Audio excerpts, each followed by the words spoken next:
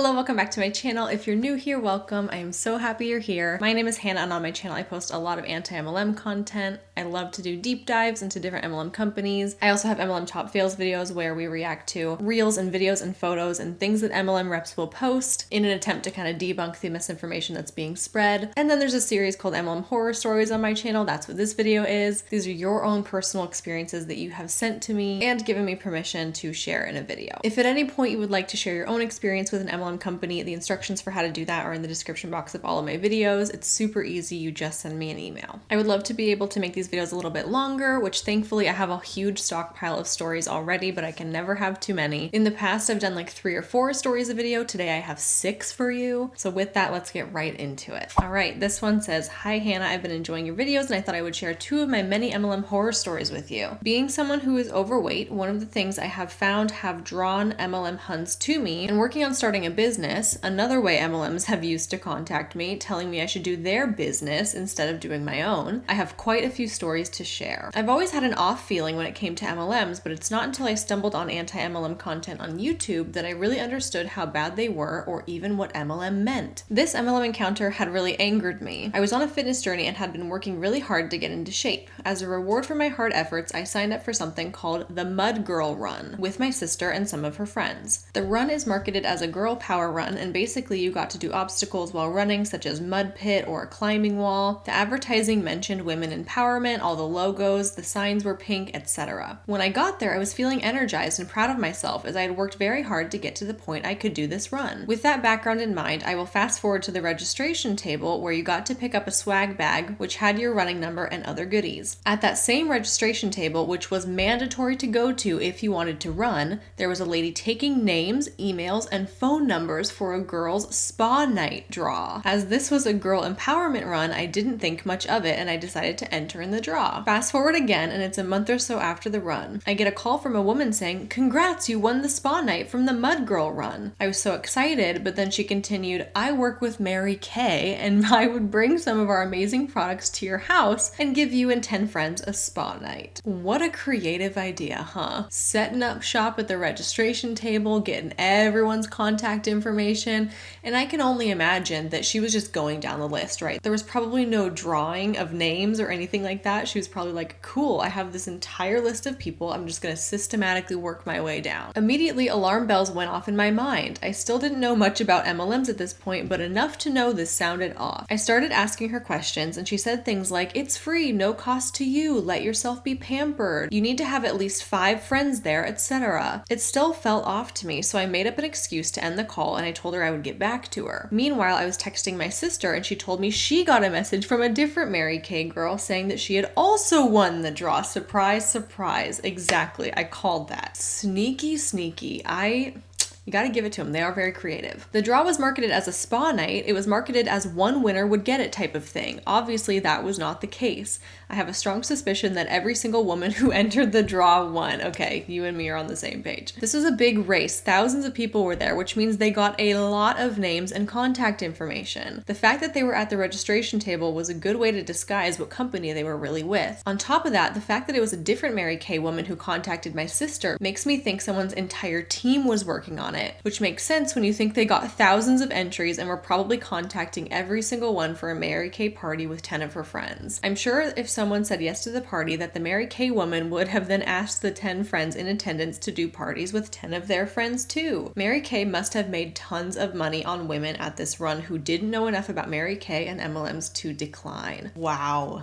Insanity. What angers me the most is that many women at this run were vulnerable like I was. For example, women who had worked hard to get fit. There were some women who were there as part of a breast cancer fundraiser. Some women were disabled or running to fundraise for a loved one they lost. In short, a lot of the women were vulnerable, and the tactic Mary Kay used at this run to manipulate people through women empowerment is, to me, just awful. I won't go into this story in detail, but I also had a similar thing happen to me at a women's show, kind of an expo with vendors and events. It was marketed as a draw, but when I won, I found out it was an MLM. I hate that people are using events like this to sell you on MLMs in an underhanded way, especially since these events are supposed to be about lifting people up, not tricking them to fall for a pyramid scheme. I too have been to like a women's expo. Actually, when I was in college, I was on the college dance team and we had an event. We were like performing at this really random expo in Seattle, and it's exactly what you described, with everyone coming and setting up a booth or a little stand or sampling products and selling things. And you would not believe the number of MLM stands that were there. It's ridiculous. All right, this next one is shorter, but I think still kind of interesting and horrifying. This story really shows that MLMs have always been predatory and have always preyed on people who are vulnerable in some way. I've known for a little while my grandparents were in Amway. I think I found out because they had 2 Amway bags in the garage at their place, and I had asked my dad what they were. He basically said something along the line of, "Oh, your grandparents used to sell Amway. I guess they never managed to sell those bags." Anyways, my grandparents are unfortunately no longer with us, and my family now owns their house. I was there a few weekends back and found a cabinet with photos and keepsakes we hadn't yet went through. It was a fun discovery because they passed a little while back and we thought we had found all the documents and pictures there was to be found. One of the things I found was a letter written from my grandmother to her mother. No internet or cell phones back then. She gave family updates and then mentioned how her and my grandfather were still trying to get their Amway business up and running, and then went on to say that they were okay financially for now because their second business was doing well. This one was a farming side hustle. My grandparents were hardworking and had full-time jobs on top of the farming side hustle and Amway. They were never what one would consider rich either. So seeing that mention of starting an Amway business in their letter made me both angry and sad. Me too. And even in the letter, they're like, yeah, we're still trying to get it off the ground and get it up and running and actually make some money from it. Oh, so sad. From what I can tell, Amway didn't do too much damage to them financially, unlike others who've lost a lot. But the point is that Amway was probably sold to them as a way to supplement their income in an easy and risk-free way. I hate to think of them trying to make money on it when the money was already often tight, especially since we know it's very hard to make money with MLMs and that most people end up losing money instead of making money. I doubt MLMs were much different back then. My grandparents were probably in Amway at least 40 years ago. It's both fascinating and disturbing that MLMs are still so present and using similar tactics today. Thank you for sharing my experience with MLMs and creating great content. Thank you so much for sending this story. And isn't that wild that MLMs in some ways can stand the test of time, but in other ways really have to adapt to the times? I know in particular Amway likes to stay off of social media. They like to be kind of out of the spotlight as much as possible. They do a lot of like in-person pitches and parties and things like that. They very, very infrequently use social media to market Amway, which of course is a completely different tactic than we see today with like, paparazzi and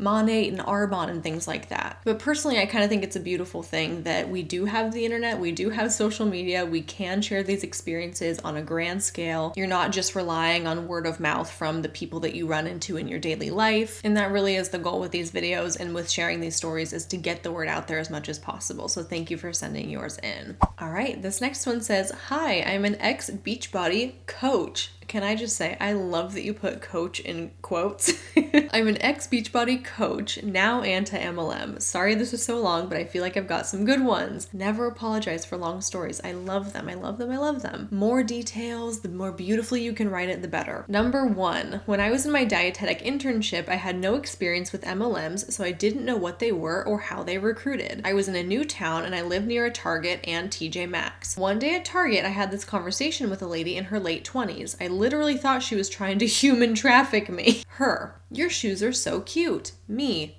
"Thank you." Tried to continue shopping. Her, "You look really familiar. Do I know you from somewhere?" Me, "No, I don't think so." Her, "Do you work at the hospital? I used to be a nurse." Keep in mind, this was in a small city with multiple hospitals that obviously employ a lot of people. Me, very uncomfy with this interaction. "Oh yeah, I spent a few weeks at hospital name for my internship." Her, randomly starts talking about how she was able to retire and clearly trying to get me to ask about how she could do that. Me, "Oh, that's cool. Okay, well, nice to meet you. Goodbye." Weird, right? But get this, a few weeks later, this same lady comes comes up to me in TJ Maxx and starts the exact same conversation word for word. But this time I shut it down way faster. She clearly didn't recognize me. So gross, so weird. You don't do that. That is very uncomfortable and I hate that. And so what you said, TJ Maxx and Target, so they're like next to each other. So clearly she's just like prowling the different stores in the area trying to pitch whatever kind of MLM she was selling. That's a very bold way to go for it. I would never have the confidence to just go up to strangers and like start talking to them and start pitching them something. And I would hate it if someone did that to me. That would make me very, very uneasy. Number 2. So after I quit Beachbody, I saw a girl I went to college with had joined. I asked questions in the comments of one of her posts that contain income claims, basically calling her out for claiming she made $1,000 in a year when I know that you have to spend at least $1,200 to be an active coach yearly, so she didn't even break even. I attached a video of her ranting about me in her Instagram story the next day. Oh, we will be watching this. Please hold. When she said that her income is none of my business, I messaged her and said that she posted it on her social media, so it was anyone's business, and that she had invited her followers to ask questions. I lost those messages, unfortunately, when she blocked me because they were attached as responses to her story, but I got some of the rest of the messages I sent her right before she blocked me. It's crazy that they'll say, message me any questions, and then get mad and block people who question them. For real. For real. I also noticed that when she was responding to my comments on her post, I was getting almost the word-for-word script that I had been given when I was a coach. I know she probably hates me now, but I'm hoping she'll see the light and eventually see the side of this scam from the other side. Okay, well, we have to watch this Instagram story. Let me see. But I wanted to hop on here because I had a conversation last night in the comments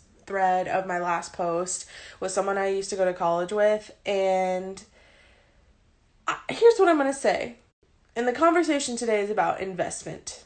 Talk about investments because, correct me if I'm wrong, correct me. There's not a single business out there that does not require you to make some form of like investment at the start to be successful later. I mean, if you're thinking about it from a brick and mortar business perspective, you have to pay for a location. You have to pay for staff. You have to pay for probably insurance or LLCs or registry or whatever you want to register your business name as. You have to invest in product up front. Like if I own a boutique little shop, I'm going to have to buy all those clothes and all those items to then resell back. So that's an investment. I could potentially lay down 10 grand in money and not make a single dollar back if nobody comes to my boutique. Right? And it works the same for online business too. Like I invest in my website. I spend now Instagram be cutting me off of my videos. No. But like I was saying, like online businesses still have to invest in things just like a brick and mortar business is what I was getting at. So my website, I invest in that. I pay for my domain. I pay for my building tools. I pay for the design tools I use to make the things. For my coaching business, I pay for my supplements every month. Because let's think about it. How can I suggest something to you? How can I tell you that this is the greatest product ever if I've never tried it? How can I tell you that you're going to get the best transformation of your life if I haven't done a single program? That's how network marketing works. And that is the investment. That's your trade-off. You have to be one with the programs. You have to really love the supplements that the business offers.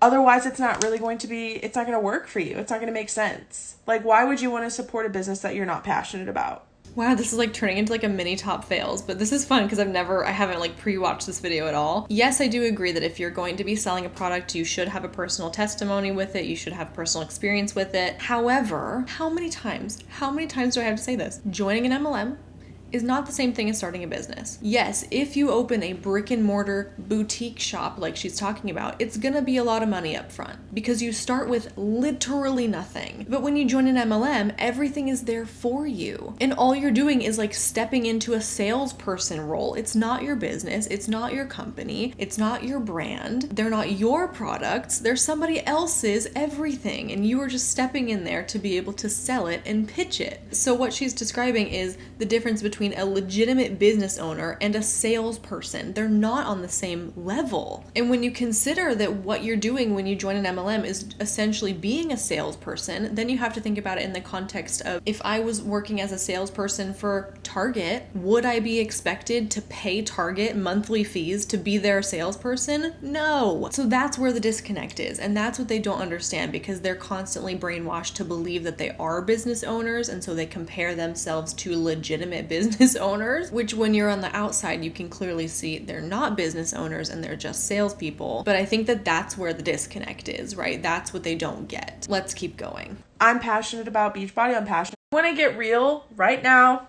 Nitty gritty, no bullshit. True fact, honey. Here's what I have to say about my income from this past year working the business. I was like, I want to say, just like remembering what I logged my taxes as this year, I was about like $300 short of breaking even my first year of business. And you want to know what I know is that it takes on average like 2 to 3 years for a small business, online or not, to get the return on investment back. That's a lot of time to invest, and some people aren't here for it. If you're not a business person, you're not going to be here for it. You're not going to enjoy that. You're going to want that instant gratification and that instant paycheck. And what I'm here to tell you is that that's not for everyone. Similar to how your fitness journey isn't instant gratification and you're not going to lose 50 pounds in a month. I'm sorry, it's not going to happen. It's not. You invest in yourself, and it takes time. And a lot of people don't like to hear that, but it is what it is. That is so sad that she's like, yeah, I was about $300 short of breaking even, meaning that she lost money being a Beachbody coach, okay? Not an uncommon story, most people do. But then she goes on to say that it's because of my own laziness. Did you catch that? It's because of my own laziness that I didn't break even. Gosh, like that just kills me. It kills me. Because if you're here and you're watching this video, you and I both know it's not about work ethic. It's not about effort and energy and time. It's just a mathematically impossible money-making scheme that this person's gotten roped into, and it bums me out so much when people blame themselves for not being successful. And honestly, too, like, it's not your business how much money I make, but I'm willing to put all that information out there. I'm willing to roll out the red carpet of truth for you to walk all over that, honey, because I want you to know. I want you to know that I'm fucking real and true into this. Like, I could walk away from this business without making a single dollar. But you know what I do get? I get a huge community of amazing friends and ladies that I get to see in a month from now in Arizona. You know what else I get? I get a fitness transformation. I get a whole lifestyle change. I get a meal plan that I absolutely love and is non-restrictive. I get to feel so freaking good in my body that it's unreal. Now, granted, I could probably achieve all of that without being a coach, but that's what it took for me to get in this place in my life. That's what I was gonna say. I was waiting for her to like take a breath so I could pause the video. But yeah, you don't need Beachbody to achieve any of those things. Go take a trip to Arizona with your girlfriends if you want. Start a workout program. Eat better. There are endless free resources on the internet to help you with those things, and you do not need to join an MLM to achieve that. But backing up just a little bit, when she's talking about how it's nobody's business how much money she makes, I kind of don't agree with that, actually. I don't agree with that, because if you're in an MLM and what you're pitching is an opportunity to make money, I feel like there is an obligation or a responsibility to be open and upfront about what you're actually getting out of the opportunity that you're pitching to people. Now, of course, there's all kinds of policies and procedures with income claims, and the reps can't specifically say like, this is how much I make and things like that. But that's the reason that income disclosure statements exist, and that's why they're important to look at, so you can get a realistic idea for what people in these companies are making. And from the story that I read, this person made a post saying that they made $1,000. So she did kind of put it out there for people to question, to inquire about, or in this case, to disprove by saying, hey, you made $1,000, but once you factor in the costs that you've spent, you actually lost money. And here she's admitting, oh yeah, I actually did lose money. And for some people, that's what it takes. And that's my job, is to help other women find their passion, fuel it, ignite it, be that woman they want to be that bitch through spiritual awakening. It cut me off again, and I'm trying to get warmed up at this point. But ending sentiments and last thoughts is that this is not for everyone, and that's okay. But if you have any questions or really want to dig into the numbers and nitty gritty and see like what it takes to do this business, like get at me, because I can tell you right here on my story for everybody that you can easily make what you invest back if you're not a lazy shit like I am. But you got to do it because you love it first. Otherwise, It's not going to be fun. All you're going to focus on is that paycheck. Every investment is going to be like, what the actual fuck am I doing? Why am I wasting my money? You got to find what you love if you want to make it a business. And for me, that's coaching. Again, it's not the path for everybody. And it wasn't my path for the longest time, but you can't sit back and like grind somebody and grill someone like, oh, well, you didn't make any money back, so that's a fraud. Well, tell that to all the other thousands of small business owners who probably still haven't made their return on investment back, but are still choosing to show up every day because they love it. Tell them that. So anyway, we get fired up about the things we're passionate about around here. We get that crackhead energy, and I don't apologize for it. So anyway, happy Wednesday. I'm going to go do my workout now and then have an awesome day. Wow.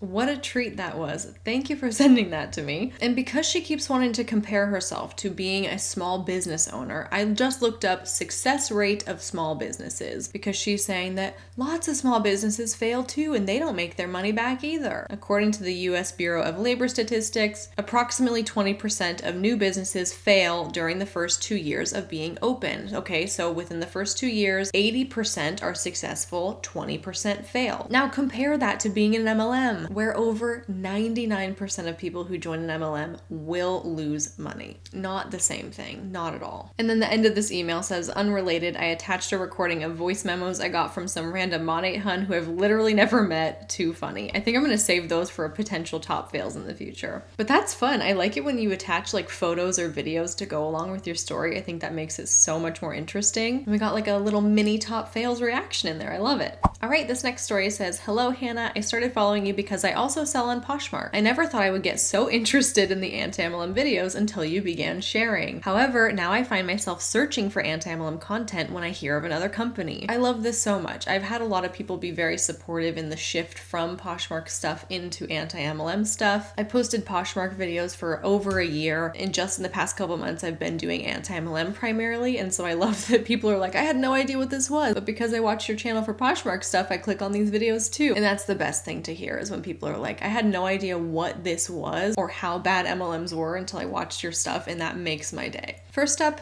Avon. I remember our Avon lady coming by our home in the 1970s and sharing new lotions, new scents, but getting samples from her just made our day. I'm actually stunned that this company is still around. Like I said, they stand the test of time somehow. Over my many years, it seemed that there was always some type of MLM floating around in our lives. Amway, Mary Kay, Pampered Chef, Cutco, Nu Skin, Arbonne, Monat, Party Light, Pure Romance, Scentsy, Visalus,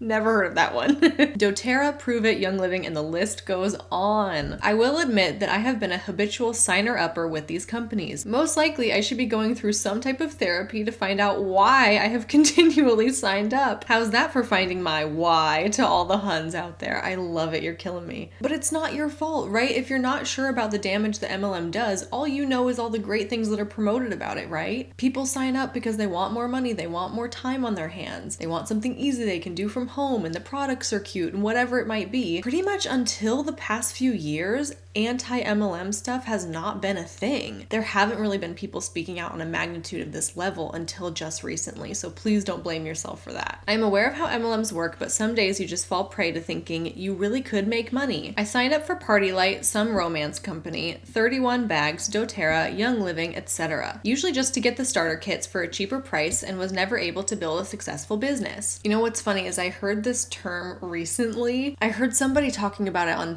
like someone's YouTube video or some podcast, I can't remember, but they were calling people who do that, who sign up to get the good deals on the different like starter packs, kidnappers. Like you're buying the starter kit. And I thought that was hilarious. Okay, kidnapping. Like you just sign up for the good deal and then you're out. I love it. Next up is Party Light Candles. I signed up for this company, even tried to have some parties. I ended up spending more money than I ever should have during my then current situation. Never made money. At least I was able to resell most of the crap I bought on eBay. Yes. Beachbody. I signed up as a customer through a friend, drank the shakes, and felt sick like I had a cold the entire time. When I let the hun know that I had to stop drinking the shakes, she then deleted me from her friends list and blocked me. Yeah, some friend. Life Vantage. I got sucked into this one after being in a specific breed dog group on Facebook. There was a lady who would comment on your posts, slide into your DMs, and strike up conversation about your dog and their health. She would proceed to slowly turn the conversation to this product that all dogs should be on. But wait, we have human products as well. The conversation quickly turned to, let me get you on a phone call with my upline, who of course has an amazing story about her life and health, and thanks to these products, she's doing better than ever. They were all quite convincing and somehow talked me and my husband into joining this company. The fact that we both had to join to make the most of it should have been a huge red flag. Alas, we spent hundreds of dollars and convinced many family and friends to also try these products. We went to meetings and seminars. I wish I had never talked to that woman. Most recently, I tried Thrive. You know, the 3-step game changer with a patch. I do. I have a Thrive deep dive on my channel, and those products look sketchy. After being on the products for over a month, I saw my doctor because I was having a headache for over 10 days. At that time, my doctor was alarmed at my blood pressure and prescribed me blood pressure medication. The headaches were due to my blood pressure being out of control. Never in my life did I have high blood pressure. After doing lab work, we discovered that my liver enzymes had gotten out of hand. I have arthritis and I've been on medication that requires me to get blood draws every 3 months. I had been doing the blood draws for years and never had bad results until being on Thrive. 2 doctors suggested that I stop taking any of the Thrive supplements, and it took months to get my liver enzymes back to normal. I was having to do weekly blood draws and even had an ultrasound done on my abdomen to check for irregularities, all of which cost me more money. That is crazy. I don't think I've heard a story yet of someone having like actual medical evidence that like these products had a negative effect on them. Of course, there's all kinds of testimonies like I didn't like how that made me feel or whatever, but this feels like very, very concrete evidence. And that is crazy because I could have told you just by the packaging of Thrive, it looks really, really sketchy to me. And from what I could tell, a lot of them were like caffeine based, I want to say. I could be wrong on that, but a lot of people have experienced like heart palpitations and jitters and like crazy caffeine effects after using specifically the patches. All too often, many of us are just looking for that new miracle to help make our lives easier, make us thinner, give us more energy. I have to really stop and ask myself, if the product is so great, why isn't it out on shelves for anyone to buy? Why must I become a member of some company to buy these products? Wonderful question. Thank you for sharing my story. I hope that I can continue to see how manipulative and predatory these Huns can be so that I will not fall prey again. By the way, look into Melaleuca and Team National, 2 more bizarre companies that I've been pitched. I've heard of Melaleuca. I don't think I've heard of Team National, so I will have to look into that. Wow, I can't get over your Thrive story because I have people in the comments of my Thrive deep dive all the time, weekly basis, still months later, defending these products to the death. Like, I love my Thrive products. You have no idea what you're talking about. They're the best things in the world. And I'm like, I've also heard the flip side of that. I also get a lot of comments from people that say that these products have ruined their health. And this story in particular, I'm going to keep that in my back pocket. I'm going to remember this one because if an MLM product costs you your health, it's not worth it. And moving on to the next story, this one says, "Hi Hannah, I never thought I would have to share these stories, but watching your videos makes me think that my 2 stories have to be said for once. Just please don't mention my name. I also want to point out that I'm French and my English might not be perfect. No worries about either of those things. The first story is called The Student Job That Almost Destroyed Me. To give you context, it was in 2014. I was a journalism student in Canada. Now I'm a teacher working on a thesis about sign language and preschoolers. I love that. I used to have an internship in a preschool where a lot of the kids in my class were nonverbal and they were relying on like visual cues and a whole bunch of different special tools to help them communicate. And so I love this, using sign language. That's amazing. I knew no one in Canada. I was 19 years old and extremely shy. So finding my first summer job, besides when I was coaching horse riding in my former club, was extremely hard. I had no CV, had never done a cover letter, and was far away from my parents. Well, I guess you could see that it was already a difficult situation. So one day I found a job offer that was about selling phone and internet services. No CV was required. Nothing. So I sent an email and guess what? I got the job. Weird, I know. Red flag number 1. I went to the job interview where they explained that there was no base salary, but income was easy to make. Red flag number 2. I got to meet my leader and noticed a really weird thing. Every person in this company was an immigrant. Not so weird in Canada, but still, no Canadians in a company based in Canada. In fact, the job was just to sell door-to-door products for a very famous internet company. Every time that you made a sale, you would gain an amount of money that was ridiculous. and your upline would get a part of that money. I think my maximum paycheck was like $150, but $0 was my main income, to be honest. I had to walk a lot of kilometers each day, alone or with a friend that was in the same trap as me. To be honest, it was horrible, and yeah, people had ranks. I don't remember the name of mine, but I remember names such as leader or team leader. I also remember that this company shut down before I left Canada, which means a year later. I quit the job before my semester started again. They tried to push me to keep this job on the side as a part-time job, but I refused as I was in a degree that needed a lot of time and I wanted to start dancing again. I said that this job destroyed me because I had no life during that summer. I got extremely insecure, met a guy who turned out to be the worst guy on the planet who also destroyed me and the ability to trust someone again. Don't worry, I'm fine now. I learned that love is not about dominance, but trust and consent, and I'm happy in my love life now. Thank you for that update. I lost a ton of kilos and I was already skinny, and at the same time I didn't have enough food to eat. The second story is called the endometriosis supplement. Oh no. I am scared. This story happened when I was in the process of being diagnosed with endometriosis. First, if you have endometriosis, you are not alone, and I am lucky to live with endometriosis without any huge problem now, but that was not the case in 2017. To give you an example, the pain would make me faint easily, so I don't remember how this guy knew that I was struggling with the treatment, but he knew. And this guy used to be a part of the company that we talked about previously. Yeah, another MLM person who jumps on and off on MLMs. One day he talked to me and said, "How are you with your endometriosis?" I replied that I was taking care of it and was starting to see results, but we needed to see if it was endometriosis or not. Remember, we talk about a disease that not a lot of doctors know about and actually has no cure. And he went, "Well, I'm in a company that sells supplements, and one of my clients had great results for curing endometriosis. You should try it." Of course, I said no and told him that I would only trust my medical team, which specializes in endometriosis. As you should, okay? If you have a serious health condition, please only take the advice and the direction of healthcare professionals and not people that are trying to sell you something from an MLM, for God's sake. He tried to convince me again, and I ended the conversation with, "Do you have any medical degree? If you think you found the remedy to a disease that concerns 1 of 10 women in this world, it's your job to report that to any doctor and scientist that you know how to help save lives." Good for you. That is the best response. If you're hiding a cure, you need to report it. That's amazing. He replied that if he did that, it would, quote, "end big pharma business."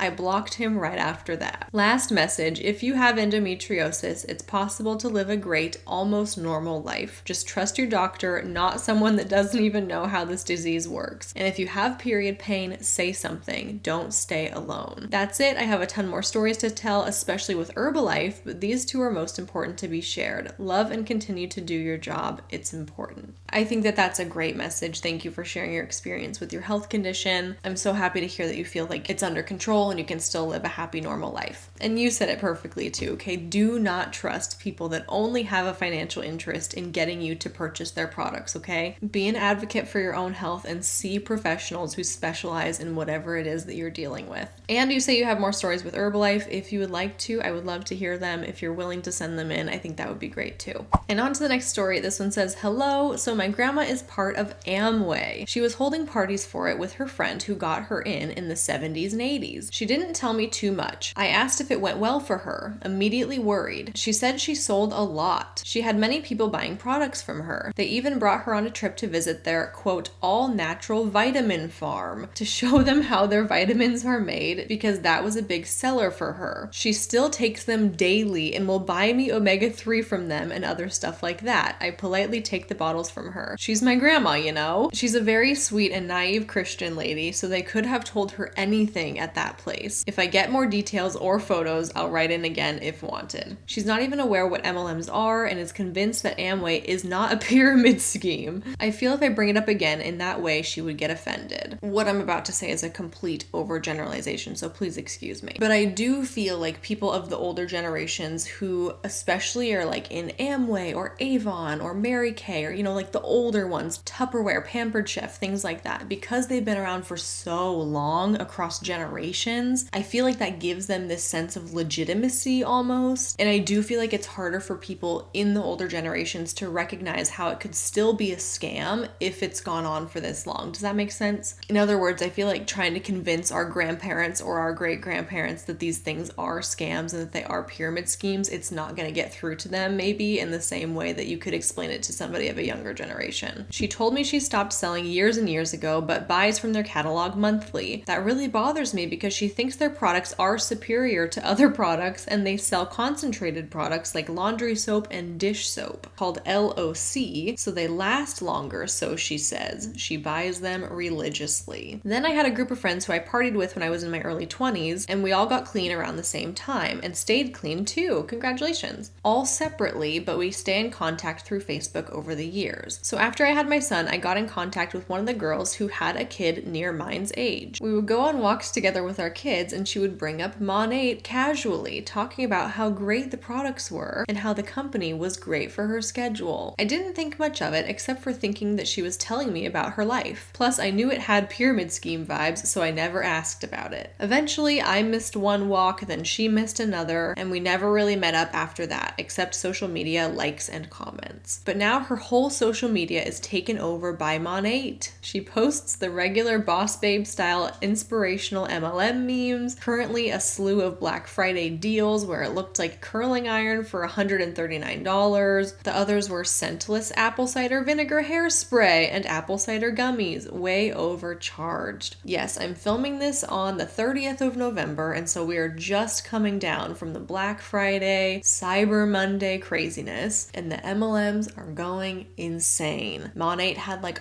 tons of holiday kits, all kinds of assortments, all kinds of hot tools. And you know who the main people were that were purchasing all these products? The reps themselves, okay? People outside the company don't buy into these things because even though they're discounted and they're bundle deals, they're still so expensive. They might be cheap by monat standards, by monat retail pricing, but they're still not a good deal. Like, people are not gonna flock to monat to buy the hair care sets and stuff like that. It's craziness. Then one day, she did tell a story all about her life and trauma. I thought it was strange and out of the blue, but whatever helps you heal, I thought. We went through a lot of the same stuff: family drama, drugs, and what comes with that life. Now I'm totally convinced it's part of her monat training because she follows that book to a T with everything else mentioned on your channel. I wasn't aware that that was a tactic until I heard it mentioned here. That's wrong to come off so vulnerable just as a sales pitch. That makes me very happy to hear that through watching these videos, you're kind of seeing like the back end of these tactics and what they're trained to do, because as soon as you know, you can't unsee it. Anytime you're on social media now and you see somebody who's in an MLM posting a very personal, vulnerable story, sliding into your DMs, posting a hair quiz in their bio, or hyping up all these Black Friday holiday sets, all of it is calculated, all of it is a pitch. And like I said, as soon as you watch these training calls, there's a few of them that I've posted on this channel where they're literally outlining every single thing that you see them doing on social media. It's the craziest thing to see them be specifically trained on what to do on their Instagram accounts. This next story says, first, I want to thank you for your mostly safe for work content